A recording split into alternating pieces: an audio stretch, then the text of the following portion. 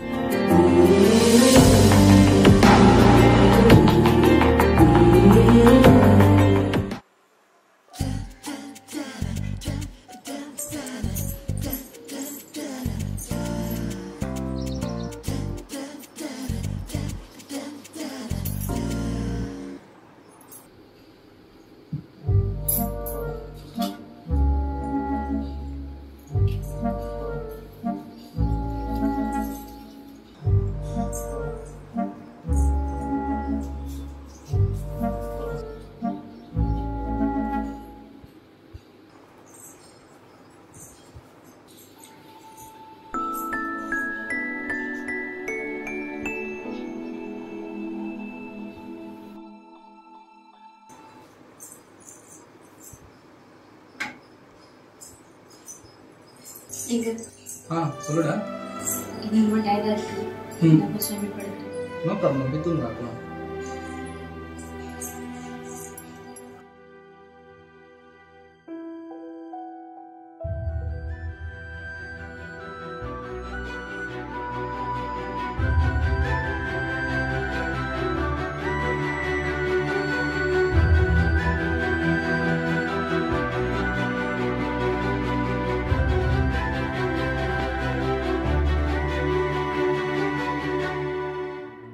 என்னடி என்ன கால் பண்ணி வர சொல்லியிருக்க? அப்படி இல்லடி, எங்களுக்கு கல்யாணம் கொஞ்ச நாள் தான் ஆகுது. ஆனால் எங்களுக்குள்ள ஏதோ டிஸ்டன்ஸ் இருக்க மாதிரியே ஃபீல் ஆகுதுடி. எப்போவுமே நான் அவர் கூட பேசலாம் அப்படின்னு போனாலும் இல்லை அவர்கிட்ட போகலான்னாலும் எப்பவுமே ஃபோனு கையுமாவே இருக்காரு. யாருக்கிட்ட பேசுகிறாரு என்ன ஏதுன்னு தெரியல. யார் என்னன்னு கிட்ட போய் பார்க்கலாம் அப்படின்ட்டு போனால் டக்குன்னு ஃபோன் எடுத்து மறைச்சி வச்சுக்கிறாரு. எனக்கு என்ன பண்ணுறதுனே தெரியல. சரி, நீ இது டைரக்டா உங்க அப்பா அம்மா கிட்டயே சொல்லிடலாம்ல. இல்லடி, அவங்க என்னை நம்பி கல்யாணம் பண்ணி கொடுத்துருக்காங்க. ஒருவேளை வேற மாதிரி இருந்தா நான் வேற மாதிரி கற்பனை பண்ணிக்கிட்டா தப்பாயிடும்ல. அவர் ஒருவேளை யதார்த்தமா கூட பண்ணால. என்னால ஒரு ஸ்டேபிளான மைண்ட் செட்டுக்கு வரவே முடியல. அவர் யதார்த்தமா பண்றாரா இல்ல ஏதாவது சம்திங் அஃபேரோட இருக்காரா? என்ன லூஸ் மாதிரி பேசிட்டு இருக்கா? அஃபேர் கிஃபன் இப்பதானே கல்யாணம் ஆச்சு உங்களுக்கு. எனக்கு என்ன பண்றதுன்னே தெரியலடி. எப்படின்னா இன்னைக்கு நைட்டு வீட்டுக்கு வருவாருல்ல, அப்படி உட்கார வச்சு பேசுனா தீராத பிரச்சனை ஒண்ணுமே இல்ல. சரி ஓகேடி, நான் பேசிட்டு என்ன ஏதுன்னு நான் உனக்கு சொல்றேன்.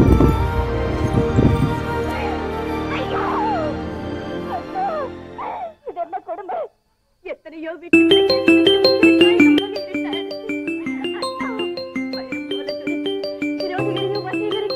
உங்க கண்ணு எங்க? நீங்க மௌனமா இருந்தால் ஆயிரம் ஆயிரம் அன்பு கண்களை எனக்கு சொல்லுவேன். கண்கள் எங்க?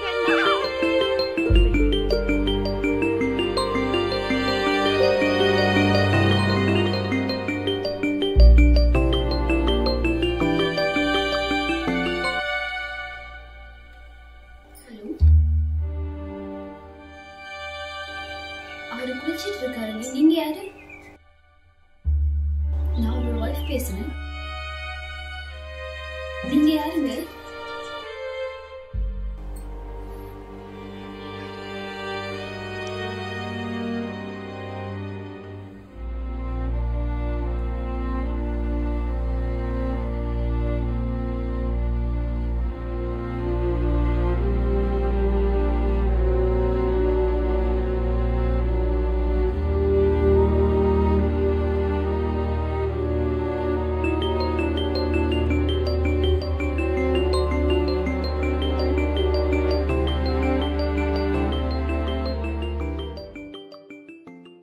எங்க உங்களுக்கு யாரோ ஃபோன் பண்ணாங்க. யாரு? தெரியாது, நீங்களே பேசிக்கோங்க.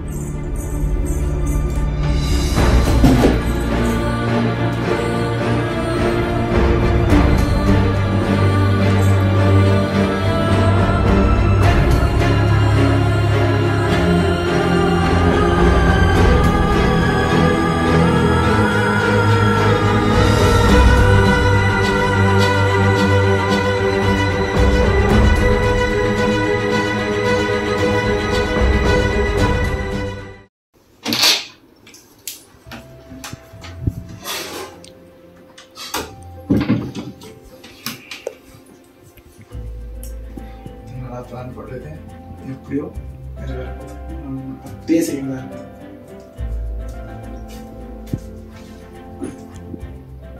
Three, 2, 1. Happy birthday! Swati.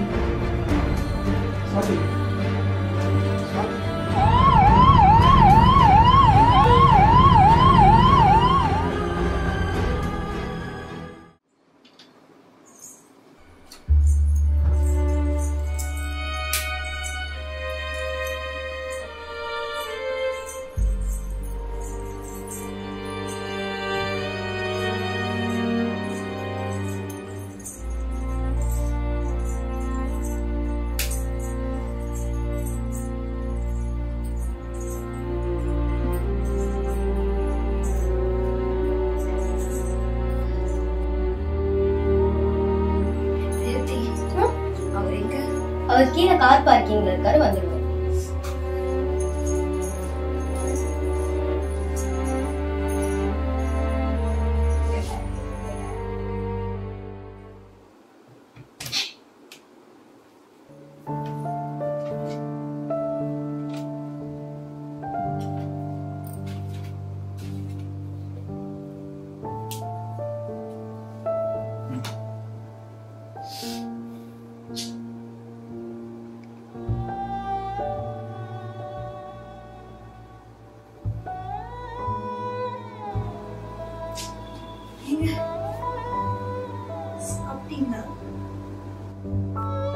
மட்டும்தான் முக்கியம் இல்ல, சாப்பிட நான் செத்தா போயிடுவேன். இப்ப பின்ன நீ பண்ணது எப்படி இருக்கு? எல்லாமே உன் ஃப்ரெண்டே என்கிட்ட சொல்லிட்டா. என்ன பார்த்தா உனக்கு என்ன அஃபேர்ல இருக்கிற மாதிரி தெரியும். அவனை கல்யாணம் பண்ணிட்டு நான் இன்னொரு பொண்ணோட அஃபேர்ல இருப்பேன் நினைச்சிட்டு இருக்கியா? ஏன் தெரியுமா அந்த பொண்ணுகிட்ட நான் பேசினேன்? இது வரைக்கும் எந்த பொண்ணுக்கும் கிஃப்ட் கொடுத்து எனக்கு பழக்கம் இல்லை. எனக்கு என்ன கிஃப்ட் கொடுக்கணும்னு தெரியல. அவன் என் கூட காலேஜ்ல படிச்சவ, ஒன்னா படிச்சவன். ஒரு பொண்ணுக்கு என்ன கிஃப்ட் கொடுக்கணும்னு எனக்கு தெரியல. அதனால அவகிட்ட நான் கேட்டேன். அவதான் உன்னை பொசசிவ் ஆக்கி கொஞ்சம் இது பண்ணி விட்டதுக்கு அப்புறம் கிஃப்ட் கொடுத்தனா இன்னும் அது எஃபெக்டிவா இருக்கும்ன்றதுனால தான் உன்னை பொசசிவ் ஆக்கிறதுக்கு நான் பண்ணேன். அட்லீஸ்ட் ஒரு நாள் நீ வெயிட் பண்ணிருக்க கூடாதுல்ல? கரெக்டா உன் பிறந்த நாளைக்கு நான் வந்து கிஃப்ட் கொடுக்கலான்னு ஐ லவ் யூன்னு சொல்றதுக்கு வந்தேன். அதுக்குள்ள எல்லாமே பண்ணிட்டல. பேசாத சுவாதி. நான் உன்னை கல்யாணம் பண்ணிட்டு வந்தது நான் வந்து உன்னை கஷ்டப்படுத்தி உன்னை சாகுற அளவுக்கு கொண்டு போறதுக்கு தான் உன்னை கல்யாணம் பண்ணிட்டு வந்தேனா? அந்த அளவுக்கு தான் புரிஞ்சுட்டு சரி ஓகே அப்படின்றதுனால என் கூட குடும்பம் நடத்திட்டு இருந்தியா?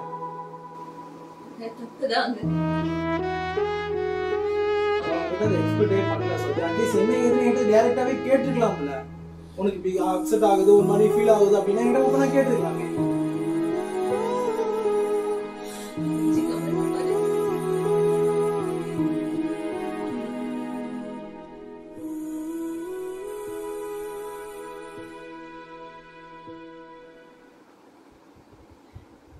நீ எதுவுமே கேட்காம நானே ஒரு முடிவு நினைச்சுக்க மாட்டேன்.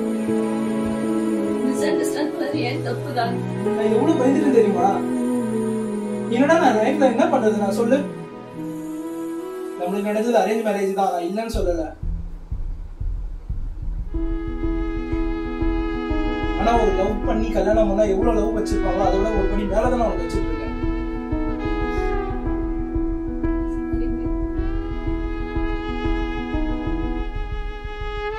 சரி விடு, முடிஞ்சது முடிஞ்சு போச்சு.